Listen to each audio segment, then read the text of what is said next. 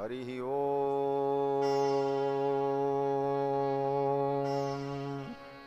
तच्छंजोरावृणीमहे गातुं यज्ञाय गातुं यज्ञपतये दैवी स्वस्तिरस्तु नः स्वस्तिर्मानुषेभ्यः ऊर्ध्वं जिगातु भेषजम् शन्नो अस्तु द्विपदे सं चतुष्पदे रामाय रामभद्राय रामचन्द्राय वेधसे रघुनाथाय नाथाय सीतायापतये नमः। रामं रामानुजं सीतां भरतं भरतानुजं सुग्रीवं वायुसूनुं च प्रणमामि पुनः पुनः। नमोऽस्तु रामाय सलक्ष्मणाय देव्यै च तस्यै जनकात्मजायै नमोऽस्तु रुद्रेन्द्रयमानिलेभ्यो नमोऽस्तु चन्द्रार्कमरुद्गणेभ्यः। चरितं रघुनाथस्य शतकोटिप्रविस्तरम् एकैकमक्षरं प्रोक्तं महापातकनाशनम् कूजन्तं राम रामेति मधुरं मधुराक्षरम् आरुह्य कविताशाखां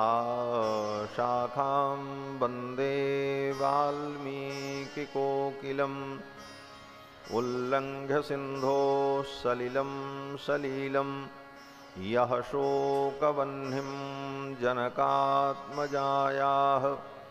आदाय तेनैव ददाह लङ्कां नमामि तं प्राञ्जलिराञ्जनेयम् आञ्जनेयमतिपाटलाननं काञ्चनाद्रिकमनीयविग्रहं पारिजाततरुमूलवासिनं भावयामि पवमाननन्दनं।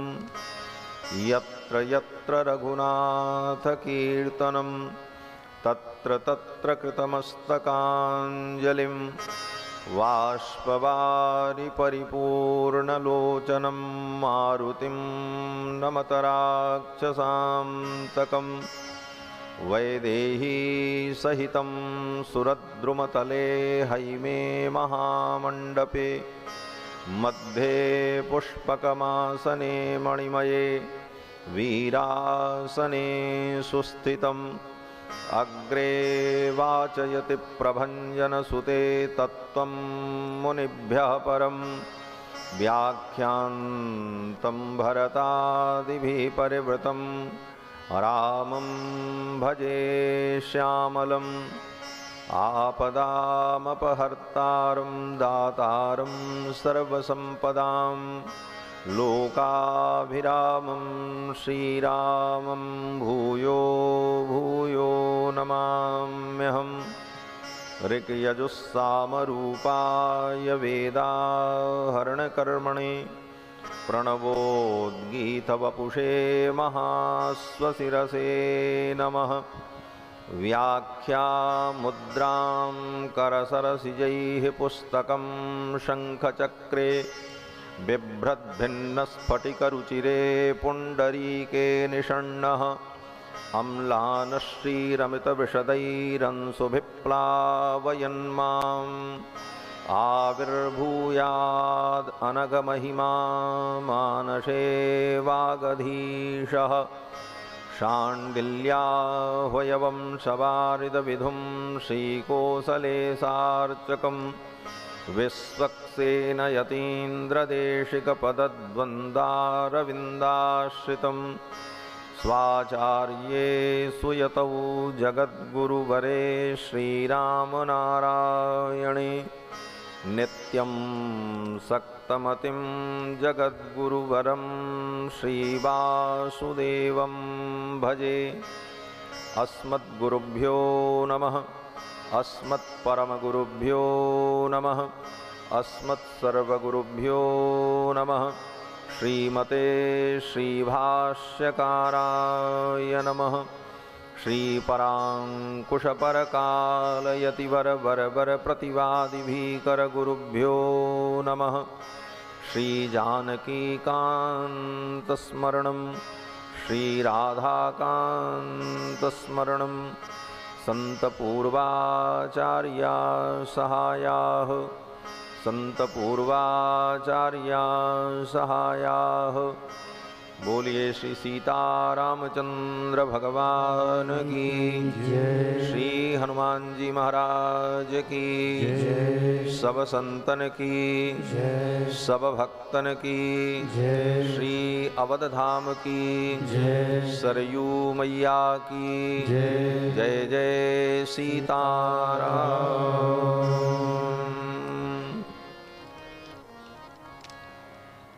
भगवान सच्चिदानंद जानकी जानी धनुष्पाणी रघुनंदन श्री सीतारामचंद्र जी की मंगलमयी कथा सुधा का हम सभी लोग श्रवण लाभ प्राप्त करें, उसके पूर्व मन और वाणी को पवित्र करने के लिए भगवान के मंगलमय नाम का श्रद्धा भक्ति के साथ संकीर्तन कर लें। पश्चात भगवान की कथा का हम सभी लोग श्रवण लाभ प्राप्त करेंगे। सीताराम सीताराम सीताराम जय सीताराम सीताराम सीताराम सीताराम जय सीताराम सीताराम सीताराम सीताराम जय सीताराम सीताराम सीताराम सीताराम जय सीताराम सीताराम सीताराम सीताराम जय सीताराम सीताराम सीताराम सीताराम जय सीताराम सीताराम सीताराम सीताराम जय सीताराम सीताराम सीताराम सीताराम जय सीताराम सीताराम सीताराम सीताराम जय सीताराम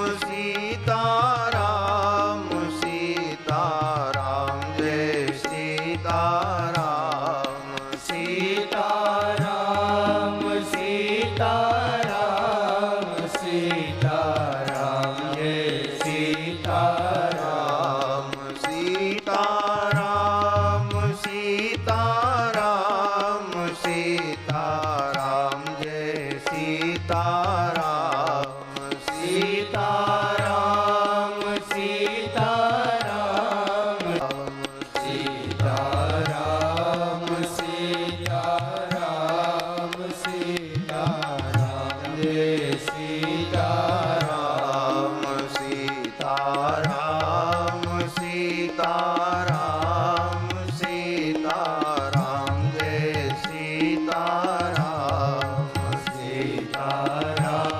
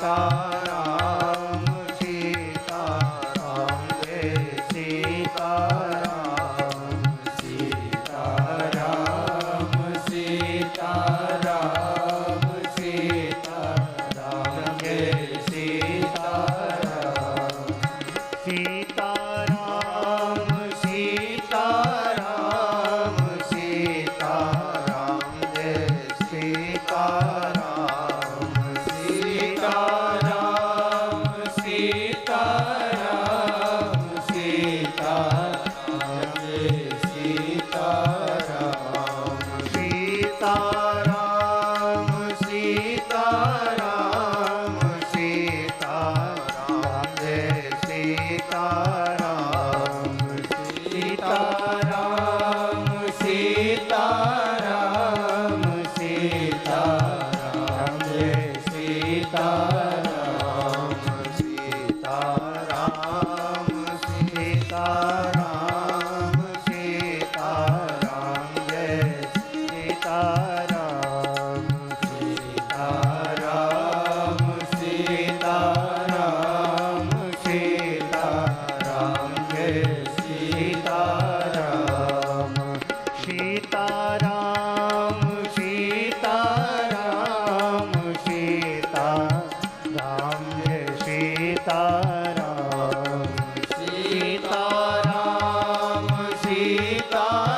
सीताराम सीताराम सीताराम जय सीताराम सीताराम सीताराम सीताराम जय सीताराम सीताराम सीताराम सीताराम जय सीताराम सीताराम सीताराम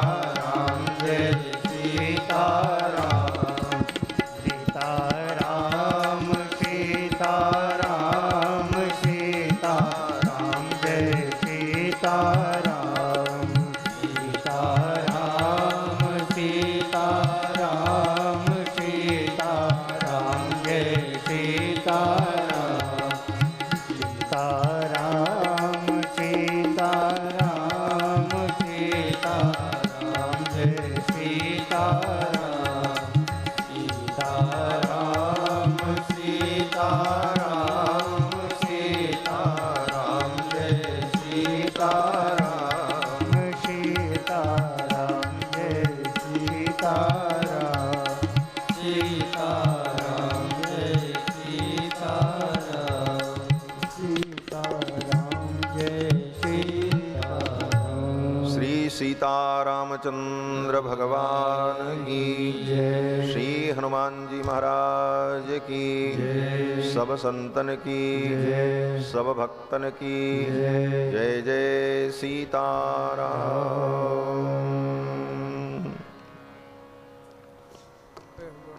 परमाध्यक्ष अनंत कोटि ब्रह्मांड नायक सर्वेश्वरेश्वर पुराण पुरुषोत्तम भगवान श्री सीतारामचंद्र जी, जिनके मंगलमय जन्म महोत्सव के पावन अवसर पर हम सभी लोग श्री राम कथा सुनने और सुनाने का उपक्रम करने जा रहे हैं। भगवान की कथा के सुरसिक श्रोता अनंत बलवंत श्री हनुमंत लाल जी महाराज, जिनकी भावमयी उपस्थिति भगवान की कथा में सर्वदा सर्वत्र विद्यमान रहती है। इस श्री राम कथा महोत्सव के यजमान श्री संतोष कुमार मिश्र जी सपत्नी सपरिवार, उनके पुत्र परिजन पुरजन बंधुजन एवं दूर दूर से आए हुए समस्त श्रद्धालु श्रोता बंधुओं, धर्मानुरागी सज्जनों, श्रद्धामयी माताओं, भगवान की मंगलमयी कृपा के फलस्वरूप श्री राम जन्म महोत्सव के पावन अवसर पर श्री अवध धाम में विराजमान होकर भगवान श्री राम की पावन कथा सुनने का हम सभी लोग संकल्प लेकर के बैठे हैं। श्री अवधपुरी ये भगवान का पवित्र धाम समस्त मोक्षदायिनी पुरियों में, समस्त तीर्थों में सर्वोपरि है। जहां कहीं भी किसी तीर्थ का जब स्मरण होता है तो सबसे पहले अयोध्या का ही नाम लिया जाता है। अयोध्यापुरी सृष्टि की प्रथम पुरी, यहीं से सृष्टि प्रारंभ हुई। श्री मनु जी महाराज जिनके द्वारा मानवीय सृष्टि का विस्तार हुआ, वे श्री मनु जी महाराज इसी अयोध्या के राजा, और उनके द्वारा स्थापित ये पुरी सृष्टि की प्रथम नगरी। मनुना मानवेंद्रेण या पुरी निर्मिता स्वयं। मानवेंद्र मनु ने इस नगरी को बसाया। सृष्टि की प्रथम नगरी अयोध्या नगरी, और यहां पर प्रवाहित होने वाली पुण्य सलिला सरयू नदी, यह भी सृष्टि की प्रथम नदी है। गंगा, यमुना, सरस्वती, बाकी नदियां तो बाद में आईं। सरयू नदी सर्वप्रथम पृथ्वी पर आई। और भगवान श्री राम की दिव्य लीला का वर्णन करते हुए महर्षि वाल्मीकि ने रामचरित्र का जो लेखन किया, वह रामचरित्र भगवान श्री राम की पावन कथा भी विश्व की प्रथम नगरी अयोध्या नगरी, विश्व की प्रथम सरिता सरयू, ऐसी पावन नगरी ये अयोध्या नगरी। और ये राम जन्म महोत्सव का अवसर, भगवान श्री राम का जन्म महोत्सव जब होता है तो ब्रह्मांड के 64 करोड़ तीर्थ अयोध्या में आ जाते हैं। जेहि दिन राम जन्म श्रुति गावहीं, तीर्थ सकल तहां चली आवहीं। और इस अवसर पर जो व्यक्ति यहां आकर भगवान का दर्शन करे, तीर्थ में निवास करे, सरयू में स्नान करे, भगवान की कथा श्रवण करे, उसको ब्रह्मांड के 64 करोड़ तीर्थों में जाने का जो फल है, वह फल उसको यहीं प्राप्त हो जाता है। ऐसी दिव्य अयोध्यापुरी और ये राम जन्म महोत्सव का पावन अवसर और भगवान श्री राम की मंगलमयी कथा, भगवान की ये कथा, भगवान का ये पवित्र धाम और भगवान का नाम, भगवान की लीला, ये सब एक ही तत्व है। आचार्यों ने कहा कि रामस्य नाम रूपम च लीलाधाम परात्परम एतच्चतुष्टयं नित्यं सच्चिदानंद विग्रहम। रामस्य नाम रूपम च, भगवान का नाम, भगवान का रूप, भगवान की लीला और भगवान का धाम। एतच्चतुष्टयं नित्यम सच्चिदानंद विग्रहम, ये चारों भगवान सच्चिदानंद ही। ऐसे तो जागतिक व्यवहार में, सांसारिक व्यवहार में नाम और नामी में अंतर होता है।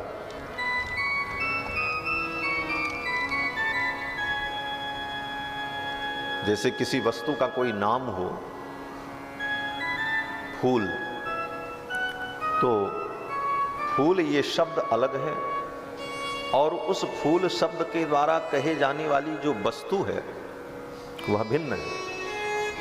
शब्द और शब्द का अर्थ भिन्न भिन्न है। नाम और नामी में भेद है, लेकिन भगवान के नाम में और भगवान में भेद नहीं। नाम ही भगवान है, भगवान ही नाम है। जिस प्रकार स्थान और व्यक्ति में भेद है, कोई कहे हम लखनऊ में रहते हैं,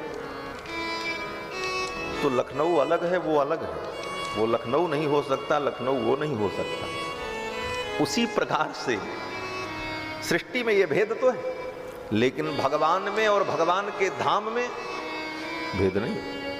ये अयोध्या भगवान का धाम है, तो ये भगवान से भिन्न नहीं है, भगवान ही धाम के रूप में है और भगवान ही राम के रूप में। तो नाम रूप लीला धाम ये चारों परम तत्व ही हैं। किस प्रकार से कहते हैं, जैसे समुद्र के तट पर कोई व्यक्ति खड़ा होकर के समुद्र का विवेचन करने लग जाए, तो विवेचन करते हुए व्यक्ति कह रहा है कि भाई समुद्र का जल नीला है, समुद्र की तरंग बड़ी ऊंची है, ये समुद्र का पानी बड़ा खारा है। अब इसका मतलब समुद्र का पानी अलग है, तरंग अलग है, समुद्र के पानी का रंग अलग है। बोले सब समुद्र ही है, कुछ अलग थोड़ी है। तरंग ही समुद्र है, पानी ही समुद्र है, उसका रंग भी उसी में निहित है, उससे अलग नहीं। जिस प्रकार समुद्र की तरंग, समुद्र का जल, समुद्र का रूप समुद्र ही है। कहने के लिए हम कहते हैं समुद्र की तरंग, समुद्र का जल, समुद्र का रंग, लेकिन यथार्थ में सब मिला करके ही समुद्र है। उसी प्रकार भगवान का नाम, भगवान का धाम, भगवान की लीला, भगवान का रूप क्या है? बोले वो जो परमात्मा अनंत आनंद सिंधु है, अनंत आनंद के जो सागर हैं, उस सागर की ही तरंग नाम रूप लीला धाम है। इसीलिए आचार्यों ने कहा कि रामस्य नाम रूपम च लीला धाम परात्परम एतच्चतुष्टयम नित्यम सच्चिदानंद विग्रहम। ये सब भगवान सच्चिदानंद के विग्रह। भगवान श्री रघुनंदन की पावन कथा को सुनकर हम सभी लोग उस आनंद सिंधु में अवगाहन करें, यही उद्देश्य है। कथा सुनने का उद्देश्य, भगवान की भक्ति करने का उद्देश्य, सुख की प्राप्ति, दुख की निवृत्ति, हमारी कामनाओं की पूर्ति, ये बहुत हल्की सोच है। अगर विचार करो तो दुख की निवृत्ति भी कोई बहुत बड़ी वस्तु नहीं है। लोग कहते हैं कि हम भगवान से प्रार्थना करते हैं भगवान हमारे दुख को निवृत्त करें। वास्तव में अधीर होकर के हम दुख को बहुत बड़ी विपत्ति मान लेते हैं, कष्ट मान लेते हैं। सच्चाई ये है कि दुनिया में कोई ऐसा दुख है ही नहीं जिस दुख को अरबों खरबों बार हमने न भोगा हो। विचार करना, अनादिकाल से सृष्टि है, अनादिकाल से, इसका कोई आदि नहीं है। सृष्टि कब से, और इस सृष्टि में हम आप अनादिकाल से जन्म ले रहे हैं और मर रहे हैं। और जब जब जन्म लिया होगा तब तब ये सारी समस्याएं आई होंगी जो समस्याएं आज आ रही हैं। इससे भी बड़ी बड़ी समस्याएं जीवन में आई होंगी। तो कोई ऐसा नया दुख आपके सामने नहीं आएगा जो आप पहले न भोग चुके हैं। अनंत अनंत जन्मों में अनंत अनंत प्रकार से अनंत अनंत दुख को सभी जीवों ने भोगा है। इसलिए दुख भोगना कोई नई बात नहीं। इसीलिए हमारे आचार्य श्री यामुनाचार्य स्वामी जी महाराज भगवान की स्तुति करते हुए कहते हैं कि अभूतपूर्वम मम भावि किं वा। भगवान से प्रार्थना करते हुए भगवत पाद श्री यामुनाचार्य स्वामी जी कहते हैं कि अभूतपूर्वम मम भावि किम वा, कौन ऐसा कर्म है, कौन ऐसा पाप है जो अभूतपूर्व हो। सब भूतपूर्व है, सब पहले हो चुका और सब हमने किया। कोई जीवात्मा ऐसा नहीं है जिसने उन सारे पापों को न किया। कहते हैं अभूतपूर्वम मम भावि किम वा, कोई भी कर्म, कोई भी पाप ऐसा नहीं है जो पाप हम लोगों ने न किया हो। सब अभूतपूर्व है, भूतपूर्व कुछ नहीं। और उन पापों का, उन कर्मों का जो परिणाम है उसको भी हमने लाखों बार भोगा। सर्वम सहे, सब दुख सहे। सहजम ही दुखम, दुख भोगने की सहज प्रवृत्ति बन चुकी है जीव की। इसलिए संसार में देखो बड़ी बड़ी विपत्ति आती है, फिर भी हम रो करके धो करके अंत में संतोष कर ही लेते, सह लेते, मर थोड़ी जाते। लेकिन वो कारण, बोले कारण यही है कि अनेक जन्मों से यही करते चले आए, अनेक जन्मों से दुख भोगने की प्रवृत्ति बन चुकी है। पाप कर्म करते हैं, उन कर्मों का फल भोगते हैं, फिर करते हैं, फिर भोगते हैं। ये कुछ नया नहीं। अब रही बात, इससे नुकसान क्या हुआ? अनेक जन्मों से हमने पाप किया और उन पाप कर्मों के फल को भोगा, इससे नुकसान क्या हुआ? अगर सूक्ष्म दृष्टि से विचार करो तो नुकसान भी कुछ नहीं हुआ। क्या नुकसान हुआ? आत्मा का नाश हो नहीं सकता। आत्मा वही, आत्मा जो ईश्वर का अंश, सच्चिद घन है। ममैवांशो जीवलोके जीवभूत सनातन, उस जीवात्मा का कुछ बिगड़ना नहीं। जीवात्मा तो अजर अमर है। नैनम छिन्दन्तु शस्त्राणि नैनम दहति पावकः न चैनम क्लेदयन्त्यापो न शोषयति मारुतः। तो आत्मा का तो कुछ बिगड़ा नहीं। जब आज तक नहीं बिगड़ा, वही आत्मा। आत्मा मरेगी नहीं, न खंडित होगी, न टूटेगी, न पुरानी होगी, न नष्ट होगी। कोई भी विकार आत्मा में होना नहीं है, क्योंकि आत्मा निर्विकार है। तो अनादिकाल से वही आत्मा, निर्विकार आत्मा। तो नुकसान क्या हुआ? हुआ क्या? अगर सूक्ष्म दृष्टि से विचार करो तो कुछ नहीं हुआ। वही आत्मा, न आत्मा का विनाश होना है, न आत्मा का कोई नुकसान होना है। और ये समय, बोले इतना समय बीत गया, बोले समय चलता रहेगा। समय अखंड, काल अखंड है, और उस अखंड काल में परमात्मा भी अनादि और अखंड है, और यह जीवात्मा भी अनादि और नित्य है। फिर नुकसान क्या हुआ? कहीं कोई नुकसान नहीं हुआ, कहीं कोई नुकसान ही नहीं हुआ। हम वही हैं, वही काल चल रहा है। जहां तक दुख सुख की बात है तो दुख सुख भी केवल अनुभवात्मक ही। न आत्मा को कोई दुख होता है, न आत्मा को सुख होता है। सुख दुख का केवल अनुभव मात्र है। आत्मा तो निर्विकार है। ऐसी स्थिति में मुक्ति और मोक्ष जिसे कहते हैं कि भाई बंधन से हम मुक्त हो जाएं, वह एक उद्देश्य होगा। तो कहते हैं वह भी उद्देश्य कोई महत्वपूर्ण नहीं। क्यों? बोले वह भी अपने वश में नहीं। मुक्ति कब मिलेगी? बोले जब बंधन परमात्मा ने दिया तो मुक्ति भी परमात्मा ही देगा, वो हमारे वश में नहीं। और मुक्ति किसी के चाहने से किसी को मुक्ति नहीं मिलती। हम अपने प्रयास से मुक्ति भी प्राप्त नहीं कर सकते, मोक्ष भी प्राप्त नहीं। और किस जीव की कब मुक्ति होनी है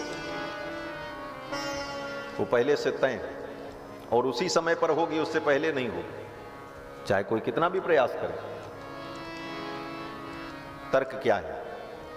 बोले तर्क ये है, यहां से सोचो कि भगवान सर्वज्ञ है, ये सभी लोग स्वीकार करते हैं। भगवान सर्वज्ञ, यह सर्वज्ञ सर्वविद, जो सर्वज्ञ हैं और सब कुछ जानते हैं। तो सर्वज्ञ का मतलब क्या है?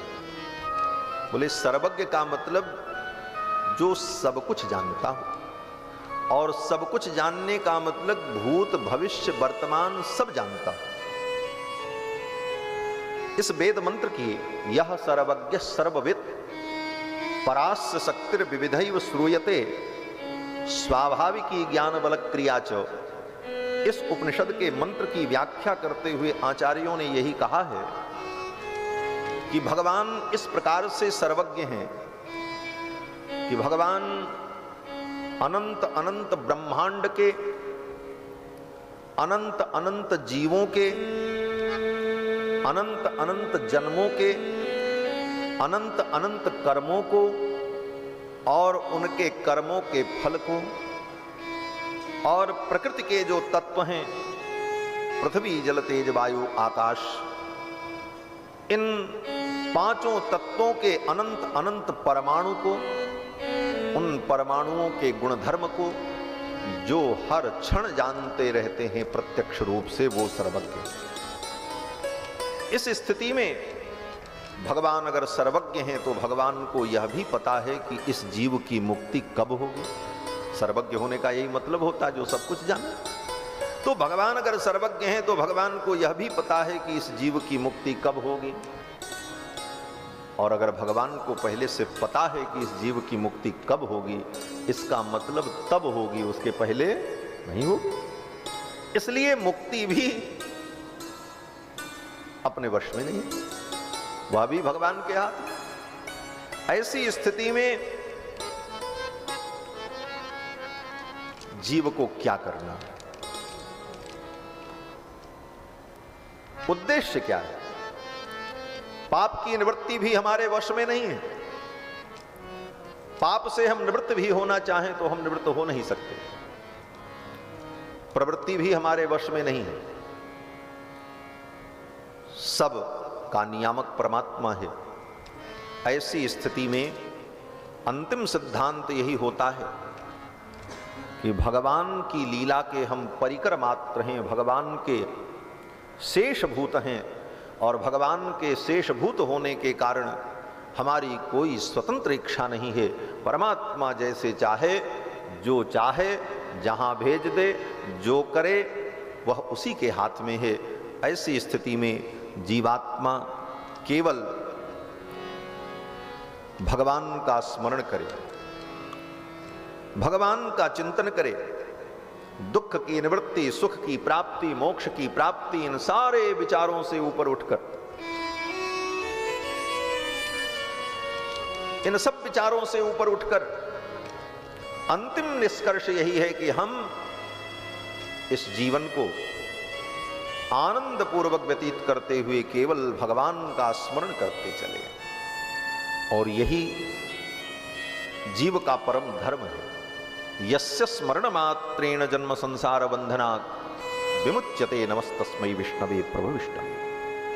और यह अनंत प्रपंच, अनंत अनंत सृष्टि परमात्मा की लीला है। परमात्मा अपने आनंद विस्तार के लिए संकल्प मात्र से इस लीला को सृजित करते हैं, और उस लीला के हम लोग अंग बनकर के भगवान की लीला में सहभाग करते हैं। ऐसे प्रभु श्री राम के पावन चरित्र का बड़े बड़े कवियों ने वर्णन किया, बड़े बड़े ऋषियों ने, मुनियों ने वर्णन किया, बड़े बड़े विद्वानों ने अपने काव्य का विषय भगवान श्री राम को ही बनाया। क्यों बनाया? बड़े बड़े राजा थे, बड़े बड़े राजा हुए, लेकिन कवियों ने भगवान श्री राम को ही अपने काव्य का विषय क्यों बनाया? चाहे कालिदास हो, चाहे महर्षि वाल्मीकि हो, भवभूति हो, वेदव्यास हो, गोस्वामी तुलसीदास जी हो, इन सभी महापुरुषों ने भगवान श्री राम को ही अपने काव्य का विषय क्यों बनाया? इस विषय में प्रसन्न राघव नाम के ग्रंथ में ग्रंथकार कहते हैं कि स्वसूक्तीनां पात्रं रघुतिलकमेकं कलयतां। स्वसूक्तीनां पात्रं रघुतिलकमेकं कलयतां कवीनां को दोषः। सभी विद्वानों ने भगवान रघुनंदन को ही अपने काव्य का विषय क्यों बनाया? क्या कोई गड़बड़ी की? कहते हैं कवि नाम को दोष, इसमें कवियों का कोई दोष नहीं है। बोले तब? कहते हैं सतुगुण गणानाम अवगुण, सतुगुण गणानाम अवगुण।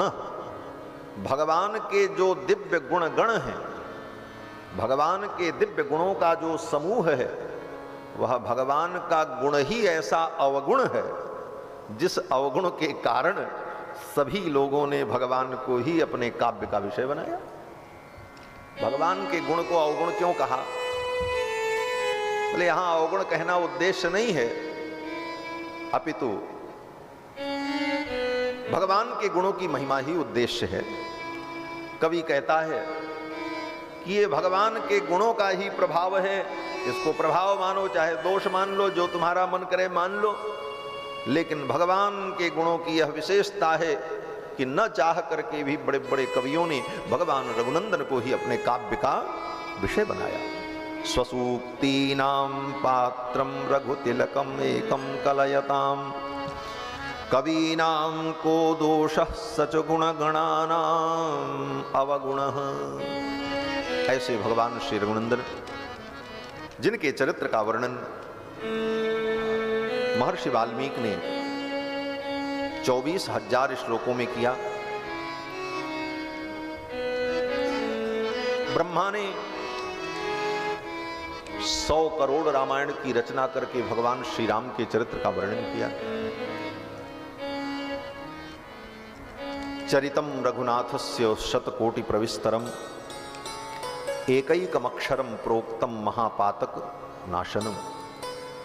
100 करोड़ रामायण में विस्तृत भगवान श्री राम का चरित्र, जिस चरित्र का एक एक अक्षर हमारे जीवन के महान से महान पाप को नष्ट कर देने वाला, ऐसा भगवान का दिव्य पावन चरित्र 100 करोड़ रामायण में ब्रह्मा जी ने लिखा।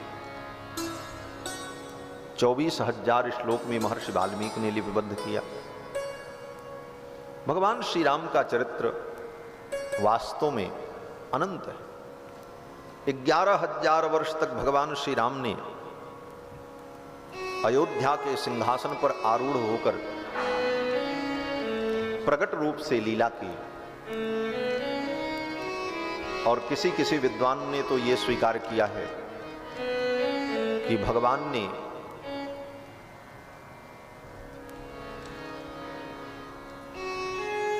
33,000 वर्ष तक राज्य किया, ऐसा भी स्वीकार कर। श्रीमद् भागवत महापुराण के अनुसार तो भगवान ने 13,000 वर्ष तक राज्य किया। वाल्मीकि रामायण की शब्दावली के आधार पर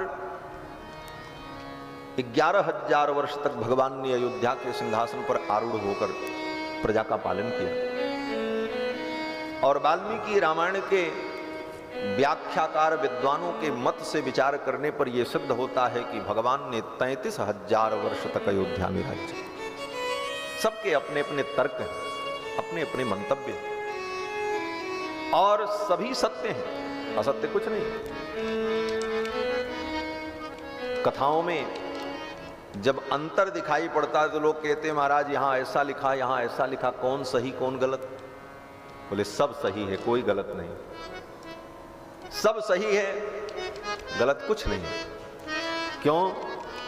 बोले भगवान के अवतार अनेक बार हुए, हर कल्प में भगवान का अवतार होता है, और हर कल्प में मुख्य लीला तो वही होती है, लेकिन कुछ चीजें बदल जाती हैं। इसलिए कल्प भेद से वह भी कथा सत्य है और कल्प भेद से वह भी कथा सत्य है। श्री पद्म पुराण में वेद व्यास जी ने भगवान श्री राम के 4 कल्पों की कथा, 4 प्रकार से राम जी की कथा का वर्णन पद्म पुराण में वेद व्यास जी ने किया, और वहां पर स्पष्ट किया है कि किसी कल्प में ऐसी रामलीला हुई, किसी कल्प में ऐसा चरित्र हुआ, और किसी कल्प में ऐसा चरित्र। तो भगवान के जितने चरित्र हैं वो दिव्य, नित्य और अद्भुत हैं, और कल्प भेद से सभी प्रामाणिक और नित्य हैं।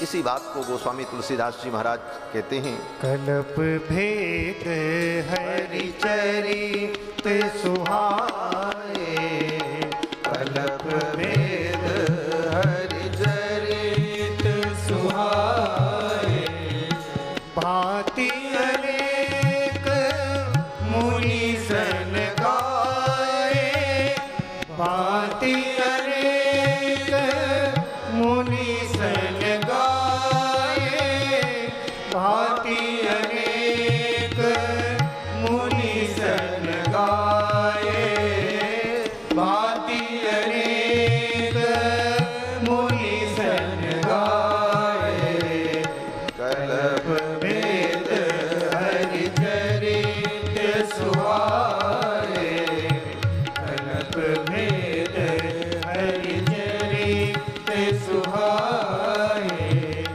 कल्प भेद हरि चरित।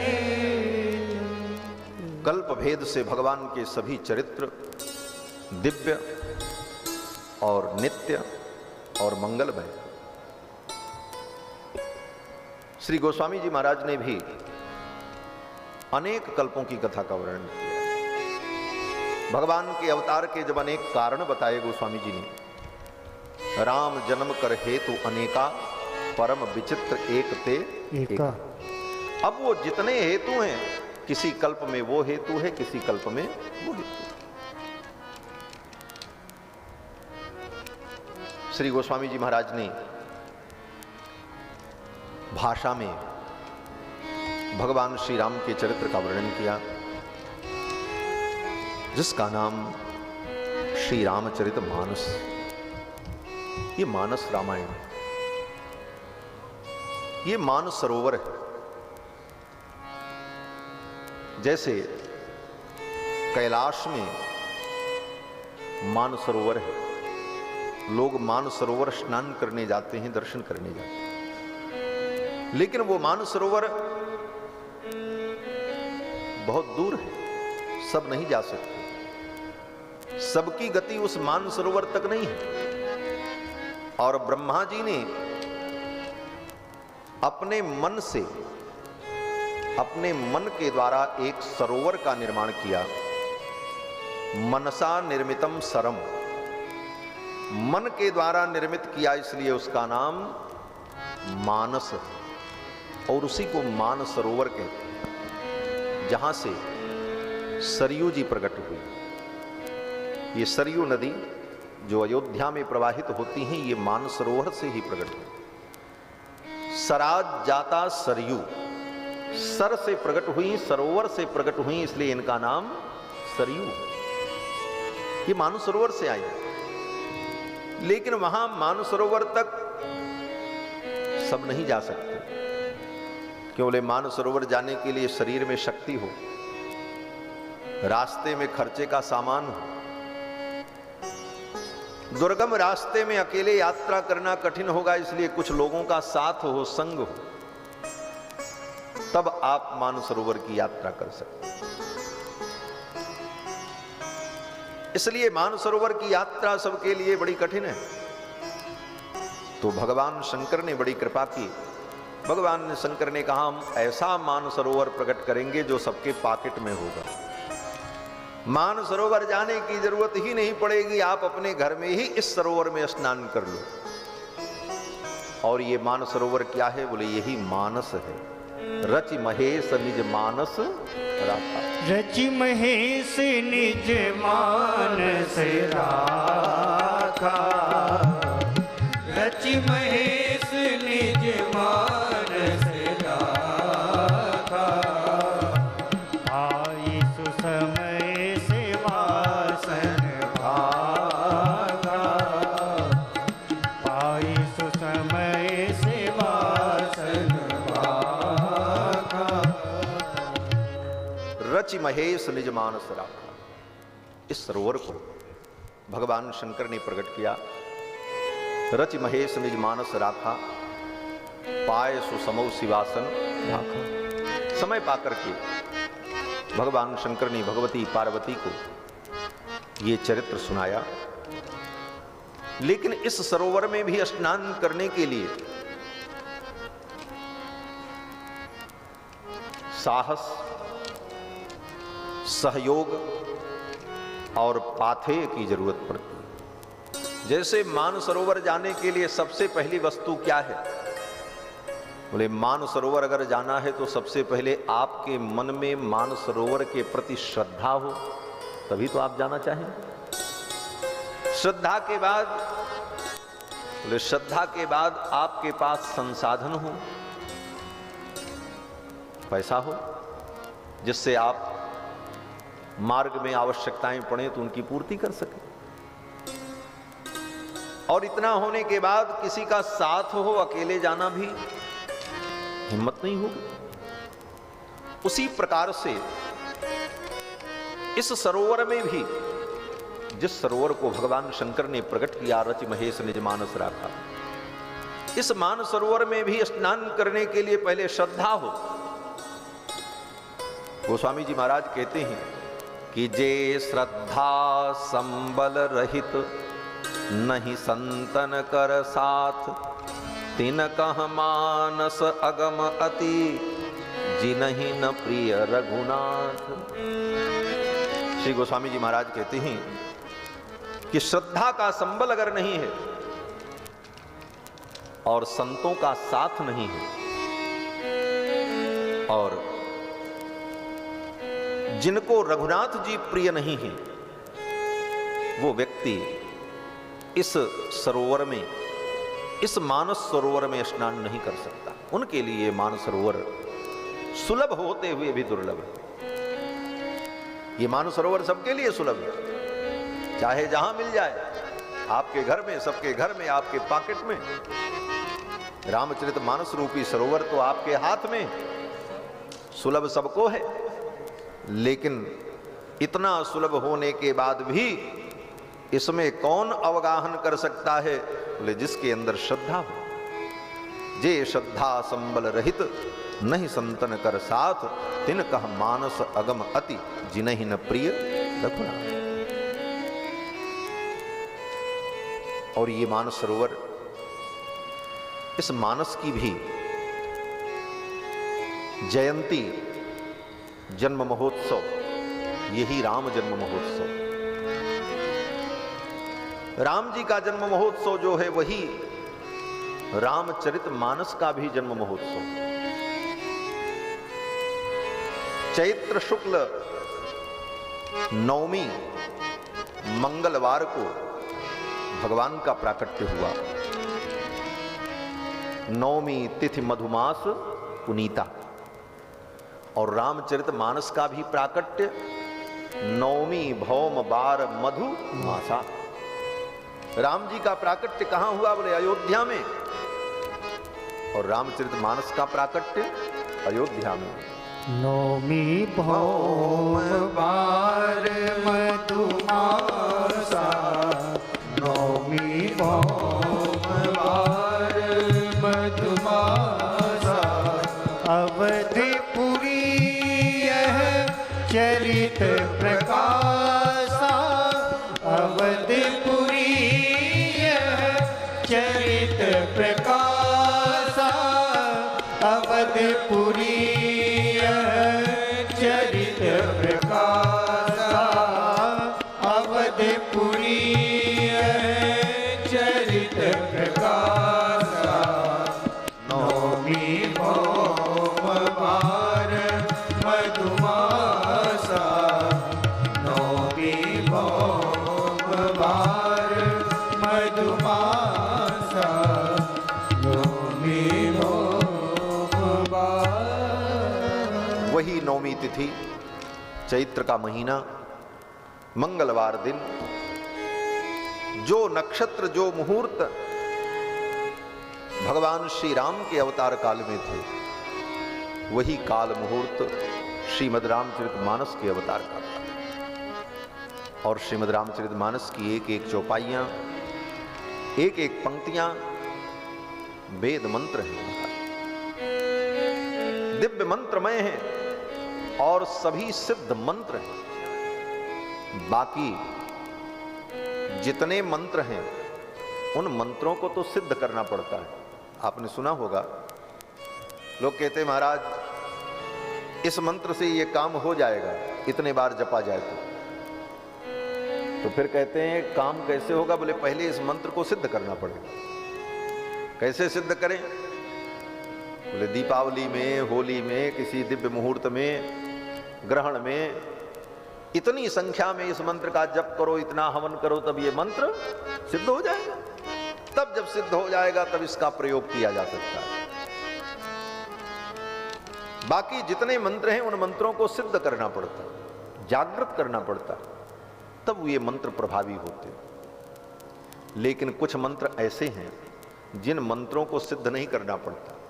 साबर मंत्र जिसको कहा जाता है, साबर मंत्र जो होते हैं उनको सिद्ध नहीं करना पड़ता, वो पढ़ने मात्र से ही फलदायी हो जाता, क्योंकि वो स्वतः सिद्ध है। और साबर मंत्र के रचनाकार भगवान शंकर हैं। साबर मंत्र जाल जहीं सिरजा, और वही भगवान शंकर ने मानस की रचना की, रच महेश निज मानस राखा। इसलिए हमारे पूज्य गुरुदेव भगवान कहते हैं कि श्रीमद् रामचरित मानस की जितनी चौपाइयां हैं सब साबर मंत्र के समान सिद्ध मंत्र हैं, इनको सिद्ध करने की जरूरत भी नहीं। जिस कामना से, जिस भाव से, जिस चौपाई का आप जप करो उसके फल की प्राप्ति हो। सभी चौपाइयां सिद्ध मंत्र हैं और इनका बड़ा चमत्कारिक प्रभाव भी। जिस भावना से, जिस फल की प्राप्ति के लिए जिन चौपाइयों का पाठ किया जाए वो सभी चौपाइयां फलदायी हैं। ऐसा दिव्य काव्य, दिव्य ग्रंथ, ये साक्षात भगवान श्री राम का रूप है। श्रीमन मानस राम तन, संतों ने कहा कि श्रीमन मानस राम तन, ये रामचरित मानस क्या है? बोले राम जी का विग्रह है, राम जी ही रामचरित मानस है। जैसे श्रीमद् भागवत महापुराण क्या है? जो भगवान कृष्ण ही श्रीमद् भागवत महापुराण। वेदव्यास जी कहते हैं कि तिरोधाय प्रविष्टोयम श्रीमद्भागवतार्णवम् तेनेयं वाङ्मयी मूर्ति प्रत्यक्षा वर्तते हरेः। श्रीमद्भागवत महापुराण भगवान कृष्ण का शब्दमय विग्रह, तेनेयं वाङ्मयी मूर्ति, शब्दमयी मूर्ति। और भगवान श्री कृष्णचंद्र अपनी लीला का संवरण करके श्रीमद्भागवत में विराजमान हो गए। तिरोधाय प्रविष्टोयम श्रीमद्भागवतार्णवम्। तो जिस प्रकार से श्रीमद्भागवत महापुराण भगवान श्री कृष्ण का दिव्य विग्रह है, उसी प्रकार से श्री रामचरितमानस भगवान श्री राम का दिव्य विग्रह है। श्रीमन मानस राम तन, ये राम जी का तन है। और श्री मानस में एक एक कांड ये भगवान का एक एक अंग है। बालकांड प्रभुपाय अयोध्या कटिमन मोहे। बालकांड प्रभुपाय, ये बालकांड भगवान का चरण है। बालकांड प्रभुपाय अयोध्या कटिमन मोहे। अयोध्या कांड भगवान की कमर है। उदर बन्यो आरण्य, उदर कांड जो है भगवान, अरण्य कांड भगवान का उदर है, पेट। हृदय किसकिंधा सोहे, और किसकिंधा कांड भगवान का हृदय है। सुंदर कांड भगवान की ग्रीवा है, और लंका कांड भगवान का मुख है। क्यों? बोले लंका कांड में सब राक्षस मारे गए और सब अंत में जाते कहां हैं? बोले सब भगवान ही में समा जाते हैं, सब भगवान के मुख में चले गए। लंका कांड भगवान का मुख और उत्तर कांड भगवान का मस्तक। इस प्रकार संपूर्ण रामायण भगवान के अंग अंग में प्रतिष्ठित है। श्रीमद् रामचरितमानस भगवान का शब्दमय विग्रह है। श्रीमन मानस राम तन।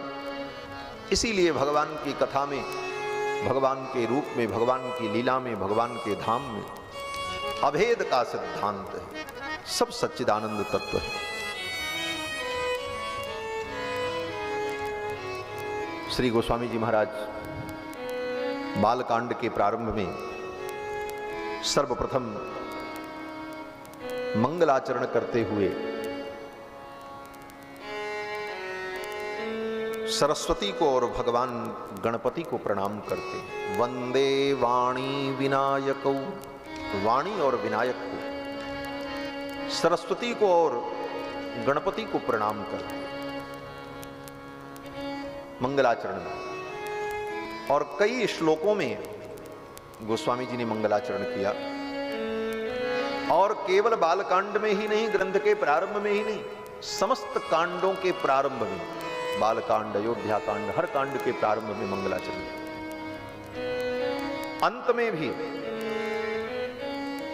जब मानस जी पूर्ण हुई तो श्री रामचरितमानस की पूर्णता पर अंत में फिर मंगलाचरण किया और भगवान को प्रणाम करके काव्य को पूर्ण किया, ग्रंथ को पूर्ण किया। सिद्धांत भी यही है कि आदि में, मध्य में, अंत में मंगलाचरण करना चाहिए। ग्रंथ के प्रारंभ में, मध्य में, अंत में। और गोस्वामी जी महाराज ने जितना मंगलाचरण किया, इतना मंगलाचरण दुनिया के किसी कवि ने नहीं किया। हाँ, महर्षि वाल्मीकि ने तो अपने रामायण में मंगलाचरण किया ही नहीं। वाल्मीकि रामायण उठा के पढ़ लेना, किसी भी कांड के प्रारंभ में महर्षि वाल्मीकि ने मंगलाचरण नहीं किया। शुरू में, प्रारंभ में, बालकांड में भी नहीं, सीधे कथा प्रारंभ कर दी। तपस्वाध्याय निरतम तपस्वी वाग्विदाम्बरम नारदम परिपप्रच्छ वाल्मीकिर्मुनिपुंगवम। तपस्या और स्वाध्याय में निरत रहने वाले देवर्षि नारद से महर्षि वाल्मीकि ने पूछा, और यहीं से कथा शुरू हो गई। कोई मंगलाचरण नहीं, और रामायण प्रारंभ हो गई। महर्षि वाल्मीकि ने अपने रामायण में कहीं मंगलाचरण नहीं किया, किसी कांड में भी नहीं, सीधे सीधे कथा का वर्णन नहीं किया। ये बात अलग है कि बाद के विद्वानों ने महर्षि वाल्मीकि के रामायण में भी मंगलाचरण ढूंढ लिया। विद्वान लोग सब तर्क ढूंढ लेते हैं, अपनी बुद्धि लगा लेते हैं। तो विद्वानों ने कहा, भाई वाल्मीकि महर्षि ने रामायण लिखते समय सबसे पहले शब्द का जो प्रयोग किया, पहला शब्द क्या है? बोले तप, तपस्वाध्याय निरतम। यहीं से वाल्मीकि रामायण प्रारंभ। तो विद्वानों ने कहा कि रामायण के प्रारंभ के श्लोक में जो पहला शब्द है तप, बोले इस तप शब्द का प्रयोग करके महर्षि वाल्मीकि ने मंगलाचरण कर लिया। तपस्या का स्मरण किया तो तपस्या मंगलमयी होती है, तपस्या का फल मंगल होता है, और तप शब्द के द्वारा परमात्मा का स्मरण कर लिया, इसलिए यही मंगलाचरण मान लिया जाए। तो ये तो मान लेने की बात है, लेकिन देखा जाए तो कहीं स्पष्ट रूप से महर्षि वाल्मीकि ने मंगलाचरण नहीं किया। और बाकी जिन लोगों ने किया, वेदव्यास जी ने किया। वेदव्यास जी ने भागवत में मंगलाचरण किया, लेकिन मात्र एक श्लोक में, बस एक श्लोक में मंगलाचरण कर लिया। सत्य स्वरूप परमात्मा को प्रणाम कर लिया। जन्माद्यस्य यतोऽन्वयादितरतश्चार्थेष्वभिज्ञस्वराट् तेने ब्रह्म हृदय आदि कवये मुह्यन्ति यत्सूरयः तेजो वारिमृदां यथा विनिमयो यत्र त्रिसर्गो मृषा धाम्ना स्वेन सदा निरस्तकुहकं सत्यं परम धीमहि। सत्य स्वरूप परमात्मा को प्रणाम करके वेदव्यास जी ने मंगलाचरण कर लिया। आगे के दो श्लोकों को भी लोग मंगलाचरण मानते हैं, 3 श्लोकों को मंगलाचरण में गिन लेते हैं, लेकिन पहला श्लोक ही मंगलाचरण है, दूसरे श्लोक में तो वस्तु का निर्देश है। वस्तु निर्देशात्मक मंगलाचरण उसे मान लिया जाए कि भागवत का विषय क्या है।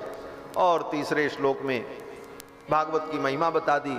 निगम कल्पतरोर गलितम फलम शुकमुखाद अमृतद्रव संयुतम पिबत भागवतम रसमालयम इत्यादि। लेकिन वहां भी एक ही श्लोक में मंगलाचरण। इस प्रकार से लेकिन श्रीमद् रामचरितमानस में गोस्वामी तुलसीदास जी ने तो इतना मंगलाचरण किया कि दुनिया के किसी कवि ने इतना मंगलाचरण इस श्लोक में, फिर सोरठा में, फिर चौपाइयों में सबको प्रणाम करते हुए, सबका वंदन करते हुए गोस्वामी जी महाराज ने बड़ा लंबा चौड़ा मंगलाचरण किया। ऐसा मंगलाचरण किसी कवि ने नहीं किया। और इसका परिणाम यही है कि गोस्वामी जी महाराज के ग्रंथ का जितना आदर संसार ने किया और गोस्वामी जी के मानस रामायण को जितने लोगों ने स्वीकार किया और इसे ग्रहण किया, इसका अनुसंधान किया, उतना किसी ग्रंथ को लोगों ने नहीं सुना। मानते तो सब हैं, भागवत को सब लोग मानते हैं, लेकिन कितना भागवत लोग पढ़ते हैं। वेद सभी मानते हैं, पुराणों को सभी मानते हैं, लेकिन कितने लोग पढ़ते हैं। लेकिन श्रीमद् रामचरितमानस बोले जन जन में व्याप्त हो गया। साधारण से साधारण लोग इसे पढ़ करके इसकी पंक्तियों का अनुसंधान करते और अपने जीवन में इसका अनुभव करते। और तो और दुनिया का कोई भी व्यक्ति हो, हिंदू सनातन धर्म का अनुयायी, उसे वेद का कोई एक मंत्र याद हो कोई जरूरी नहीं। भागवत का एक श्लोक उसे याद हो कोई गारंटी नहीं। लेकिन अगर कोई हिंदू सनातन धर्मावलंबी है दुनिया के किसी कोने में, तो उसको कुछ न याद हो, लेकिन रामचरितमानस की एक चौपाई तो उसको जरूर याद रहेगी। और चौपाई कौन? बोले मंगल भवन अमंगल हारी। मंगल भवन अमंगल हारी, सो दशरथ अजिर बिहारी। मंगल भवन अमंगल हारी, द्रवहु दशरथ अजिर बिहारी। हो द्रवहु दशरथ अजिर बिहारी, द्रवहु दशरथ अजिर बिहारी। ये चौपाई रामचरितमानस में कहां की है, किस प्रसंग की है, ये भले न मालूम हो, वो देखा भी न हो रामचरितमानस, लेकिन चौपाई तो जरूर याद है।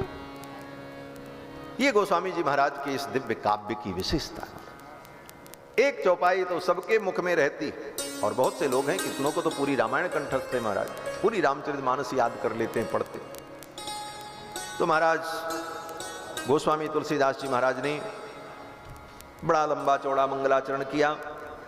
प्रारंभ में भगवती सरस्वती को और गणपति को प्रणाम करते हैं कि मंगलानाम च कर्तारौ वंदे वाणी विनायकौ। जो मंगल के कर्ता हैं ऐसे वाणी और विनायक को हम प्रणाम करते हैं। गणपति जो हैं मंगल के कर्ता भी हैं और अमंगल के कर्ता भी हैं, विघ्न विनाशक भी हैं और विघ्न कारक भी हैं। इसीलिए भगवान गणपति का एक नाम है विघ्नेश। विघ्नेश्वराय वरदाय सुरप्रियाय लंबोदराय सकलाय जगद्धिताय नागाननाय श्रुति यज्ञ विभूषिताय गौरीसुताय गणनाथ नमो नमस्ते। ये विघ्न करता भी हैं और विघ्न हरता भी। ये मंगल करता भी हैं और अमंगल करता भी। इनकी वंदना हो, इनकी पूजा हो तो ये मंगल करते हैं, विघ्न का विनाश करते हैं। और इनका अगर अनादर कर दे तो ये अमंगल भी कर देते हैं, महाराज विघ्न भी पैदा कर देते हैं गणपति। इसीलिए इनका नाम विघ्नेश्वर है, चाहे इनके बाप ही क्यों न हो। हाँ, ये अपने बाप को भी नहीं बकसते महाराज गणपति। अगर इनके बाप भी इनकी अवहेलना कर दें तो उनके साथ भी वही व्यवहार करेंगे। और प्रमाण है, जब त्रिपुर नाम के असुर का वध करने के लिए भगवान शंकर चले, त्रिपुर बड़ा पराक्रमी असुर था। त्रिपुर 3 नगर के रूप में था। अंतरिक्ष में जैसे सूर्य चंद्रमा पिंड घूमते हैं, उसी प्रकार 3 बड़े बड़े पिंड थे जो आकाश में वायुमंडल में तैरते थे। उसी में सारा लोक था, अनेक अनेक राक्षस उसी में रहते थे। और उन तीनों पुरों की विशेषता थी, वो तीनों पुर अलग अलग दिशा में आकाश में उड़ते थे। साल में एक बार, वर्ष में एक बार तीनों पुर आकर के आपस में सट जाते थे और आपस में ऊर्जा का आदान प्रदान करते। और जितनी देर वो सटे रहते थे, एक मुहूर्त मात्र, एक मुहूर्त में वो ऊर्जा का आदान प्रदान करके फिर तीनों अलग हो जाते थे और अंतरिक्ष में घूमते रहे, और उसी में असुर लोग सुरक्षित होकर के रहते थे। और वो तीनों जब अलग अलग हो जाएं, फिर उन्हें कोई नष्ट नहीं कर सकता। उनके नष्ट करने का यही विधान था कि जब तीनों पुर एक जगह एकत्रित होकर के ऊर्जा का आदान प्रदान करते हों, उस समय उसके अंदर की सारी मशीनरी बंद रहती, उस समय अगर उनको मारा जाए तो वो तीनों नष्ट हो जाए। और एक मुहूर्त का मात्र समय, एक मुहूर्त तक वो तीनों सटते थे। त्रिपुर सभी त्रस्त थे।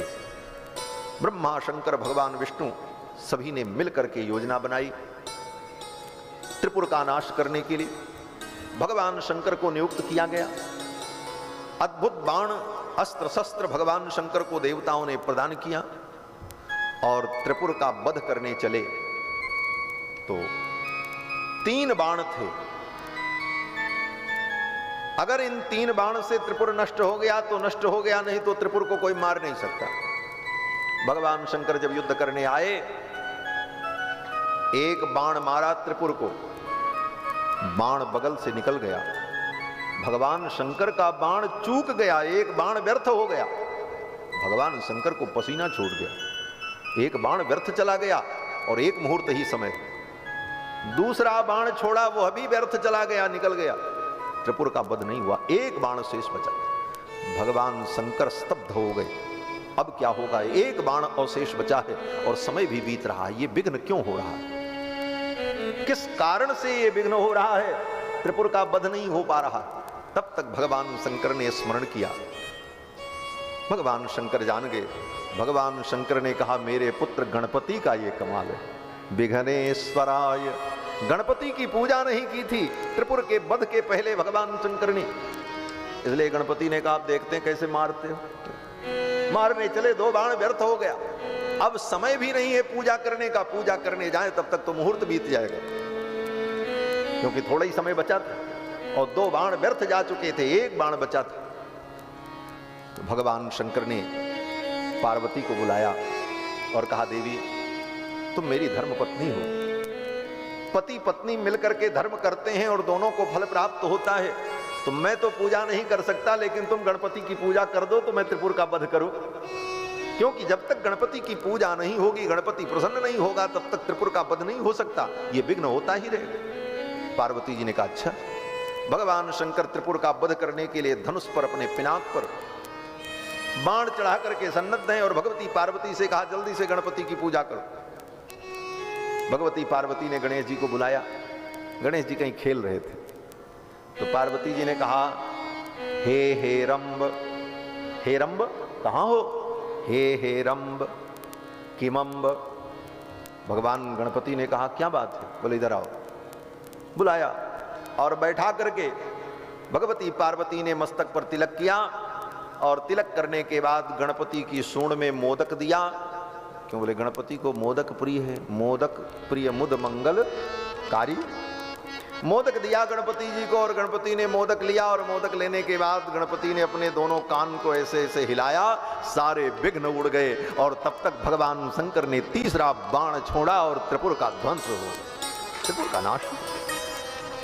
तो ये गणपति है हमारा, ये अपने बाप को भी नहीं छोड़ते।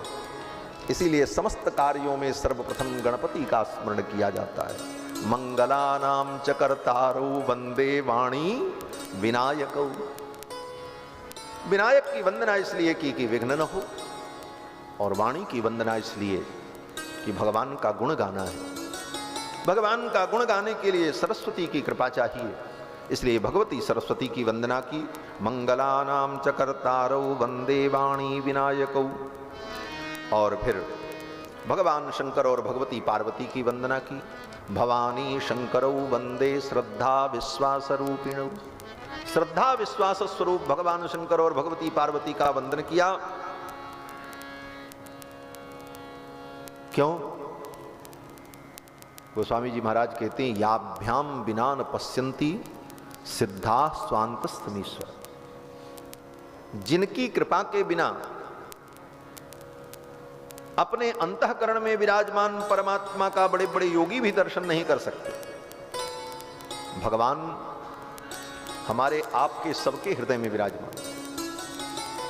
जो परमात्मा बड़े बड़े योगियों के हृदय में प्रस्फुरित हैं, वही हमारे आपके हृदय में भी, वही एक नाली के कीड़े की आत्मा के अंदर भी अंतर्यामी रूप में विद्यमान है। ऐसा नहीं है कि वो भगवान उन क्षुद्र प्राणियों के अंदर नहीं, उन क्षुद्र प्राणियों के अंदर भी परमात्मा का उतना ही अंश विद्यमान है। लेकिन सब अपने अंतःकरण में उस परमात्मा के स्वरूप का साक्षात्कार नहीं कर पाते। कारण क्या है? बोले याभ्याम बिना न पश्यन्ति। उस अंतर हृदय में विराजमान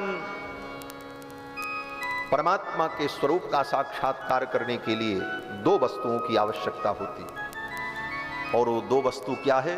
बोले श्रद्धा और विश्वास। श्रद्धा विश्वास रूपिणो, श्रद्धा हो और विश्वास हो। श्रद्धा और विश्वास की इन दो आंखों से ही अपने अंतर में विराजमान परमात्मा का साक्षात्कार किया जाता है। और श्रद्धा और विश्वास का मूर्तिमान रूप अगर कोई है तो भगवान शंकर और भगवती पार्वती। भवानी शंकर वंदे श्रद्धा विश्वास रूपिणी। पार्वती कौन है? बोले श्रद्धा का स्वरूप है। श्रद्धा क्या है? बोले श्रद्धा ऐसी हो जो दोष दर्शन करने के बाद भी नष्ट न हो।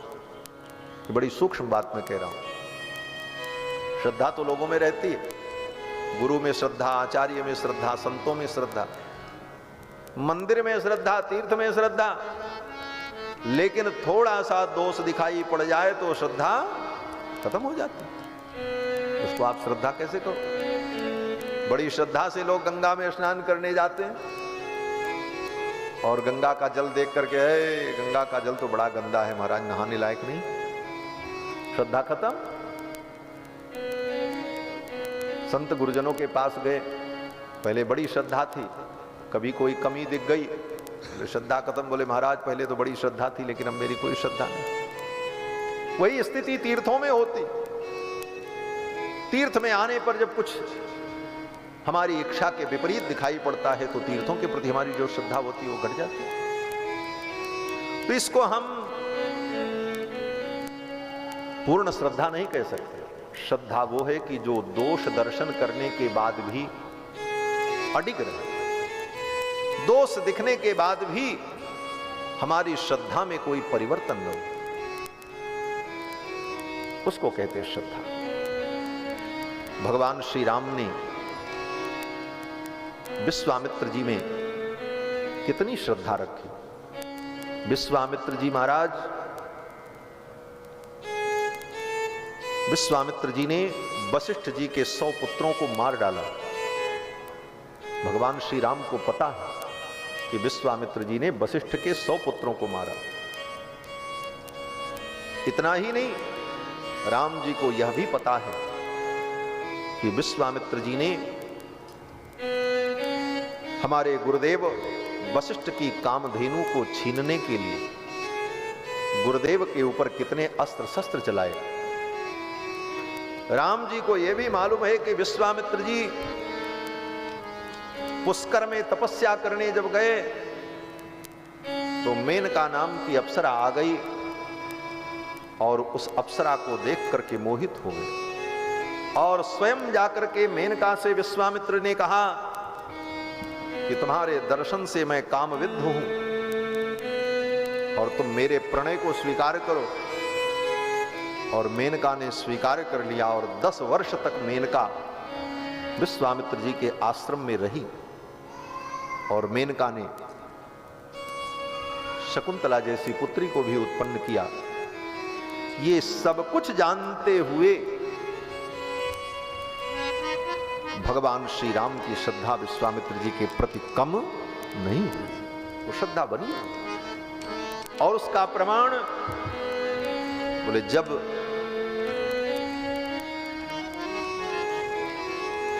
सुग्रीव को भरोसा नहीं हो रहा था कि राम जी बाली को मार पाएंगे कि नहीं मार पाएंगे। तो सुग्रीव को भरोसा दिलाने के लिए राम जी ने पूछा, तुम्हें भरोसा कैसे होगा? सुग्रीव ने कहा, महाराज ये 7 ताल के वृक्ष हैं, एक ही बाण से जो इन्हें काट देगा वही बाली को मार सकता है। एक ही बाण से 7 ताल के वृक्ष बिध जाएं। और वो 7 ताल के वृक्ष एक सीधे में नहीं थे, एक यहां, एक यहां, एक यहां, एक यहां, सर्प के आकार में वो वृक्ष थे 7। कोई कितना भी बड़ा पराक्रमी व्यक्ति बाण मारेगा तो बाण तो सीधे ही जाएगा, ऐसा थोड़ी जाएगा कि ऐसे ऐसे घूम घूम के। और एक ही बाण से 7 तालों को काटना, उसकी भी बड़ी सुंदर कथा है। वो 7 ताल बड़े विलक्षण थे। एक बार बाली कहीं घूमने गया और उसको ताल का फल दिखाई पड़ा, तो 7 ताल के फल को लेकर के आया खाने के लिए, और 7 ताल के फल को रखा था और संध्या वंदन करने चला गया। संध्या वंदन करके आवे तब ताल फल खाएं, तब तक एक कहीं से सर्प आ गया और वो सर्प उसी ताल के वृक्ष पर, वो ताल के फल पर चढ़ गया। सर्प का स्पर्श हो जाने के कारण वो अखाद्य हो गया। तो बाली को बड़ा गुस्सा आया कि मैं खाने के लिए लाया था और ये सर्प कहां से आकर के मेरे इस फल पर बैठ गया, अब मैं इसे कैसे खाऊं। तो बाली ने शाप दे दिया कि हे सर्प, तूने मेरे इस फल को अपवित्र किया है, ये फल तुम्हारे शरीर का भेदन करके वृक्ष रूप में प्रकट होंगे। तो सांप जैसे जैसे बैठा था उसी प्रकार वो फल उसके शरीर को भेदते हुए ऊपर निकल गए और वृक्ष बन गए। तो जैसे सांप टेढ़ा टेढ़ा होता है वैसे वैसे वो वृक्ष थे, एक इधर एक इधर एक इधर। भगवान श्री राम ने कहा, ठीक है, तुम्हारे भरोसे के लिए मैं एक ही बाण से इन 7 तालों को काट दूंगा। और राम जी ने धनुष पर बाण चढ़ाया और यही संकल्प किया कि भक्तिश्चेत कुशिक नंदन पादयोर में, कुशिक नंदन विश्वामित्र जी के चरणों में मेरी अगर श्रद्धा हो तो ये मेरा बाण 7 तालों का भेदन करता हुआ रसातल में चला जाए। भित्वा गमिष्यति रसातलमप्यगाधम। और जब बाण छोड़ा राम जी ने तो बाण 7 ताल का भेदन करते हुए रसातल में चला। विश्वामित्र जी के चरणों में मेरी सच्ची भक्ति हो तो ये बाण 7 ताल का भेदन करे, यही कहा राम जी। वशिष्ठ जी के चरणों में श्रद्धा हो ये नहीं कहा, विश्वामित्र जी के चरणों में मेरी श्रद्धा हो तो इसके प्रभाव से ये बाण 7 ताल का भेदन कर दे। क्यों? बोले श्रद्धा का यही स्वरूप है कि दोष दर्शन के बाद भी हमारी श्रद्धा बनी रह जाए, यही सच्ची श्रद्धा। इसलिए श्रद्धा बड़ी कठिन है। श्रद्धा स्वरूप कौन है? बोले भगवती पार्वती। जब भगवान शंकर भगवती पार्वती को राम जी के अवतार के हेतु का वर्णन सुना रहे थे तो भगवान शंकर ने कहा, देवी, भगवान के अवतार का हेतु कारण, एक कारण यह भी है कि नारद शाप दीन एक बार नारद जी ने शाप दिया और नारद जी के शाप के कारण भगवान का अवतार। अब नारद जी कौन है? पार्वती जी के गुरु जी हैं, पार्वती के गुरु हैं। और भगवान शंकर कथा सुना रहे, कह रहे हैं तुम्हारे गुरु नारद ने भगवान को शाप दे दिया। साधारण व्यक्ति हो कहेगा, महाराज भगवान को शाप दे दिया है तो गलत किया, भगवान को शाप कैसे दे सकते? नारद जी ने अगर भगवान को शाप दिया तो गलत किया। तुरंत व्यक्ति के अंदर दोष बुद्धि आ जाएगी, कोई कितना भी बड़ा गुरु हो। और नारद जी ने केवल शाप ही थोड़ी दिया था, नारद जी ने तो कितनी बातें कही, कितने कटु वचन कहे। परम स्वतंत्र न सिर पर कोई, तुम परम स्वतंत्र हो, तुम्हारे सिर पर कोई नहीं, आज भले मेरे पाले पड़े हो। कितने कितने अपशब्द, कठोर शब्द नारद जी ने भगवान को कहे और भगवान शंकर ने सुनाया। लेकिन सुनने के बाद भी पार्वती जी के मन में अश्रद्धा नहीं हुई।